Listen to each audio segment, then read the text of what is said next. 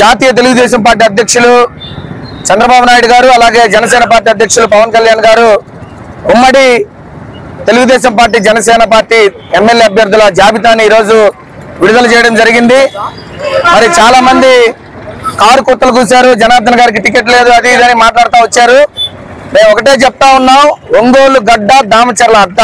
ఎందుకంటే ఒంగోలు చరిత్ర చూసుకుంటే దామచర్ల జనార్దన్కు ముందు దామచర్ల జనార్దన్ గారి తర్వాత అనేది మరి చరిత్రలో సువర్ణాక్షరాలతో లిఖించబడింది. ఒంగోలు అభివృద్ధి జరిగిందంటే అది కేవలం జనార్దన్ గారి హయాంలో జరిగిన అభివృద్ధేను. మరి 50,000 మెజార్టీతో దామచర్ల జనార్దన్ గారికి ఇక్కడ ఎమ్మెల్యేగా గెలిపించబోతున్నారు. ఈ సందర్భంగా మా క్లస్టర్ ఇన్ఛార్జీలతో పాటు మా తెలుగుదేశం పార్టీ సీనియర్ నాయకులు 11, 12, 13 డివిజన్లు మొత్తం కూడా ఇక్కడ బాణాసంచా కాల్చి పెద్ద ఎత్తున సంబరాలు చేసుకోవడం జరిగింది. మరి తెలుగుదేశం పార్టీ జనసేన పార్టీ ప్రభుత్వం ఏర్పాటు అవుతుంది. తొందరలోనే ఈ రాష్ట్రానికి పట్టిన పేడ విరగడవుతుందని కూడా తెలియజేస్తూ సెలవు తీసుకుంటా ఉన్నాం.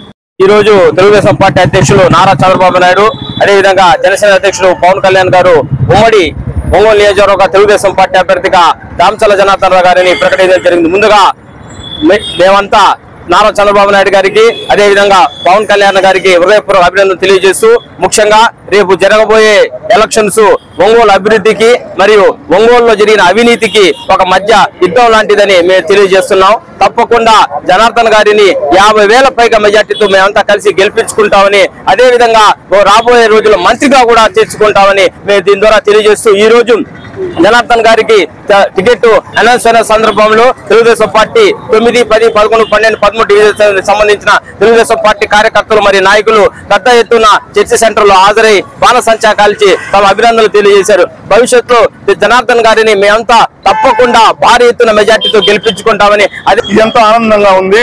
ఈ గత 2014 నుంచి 19 కాలంలో మా అన్న దామచర్ల జనార్దన్ గారు చేసిన అవినీతే మమ్మల్ని రేపు 50,000 మెజార్టీతో గెలిపిస్తుందని ఆశిస్తూ ముఖ్యంగా తెలుగుదేశం పార్టీ సోదరులందరికీ నా శుభాకాంక్షలు తెలియజేస్తాను.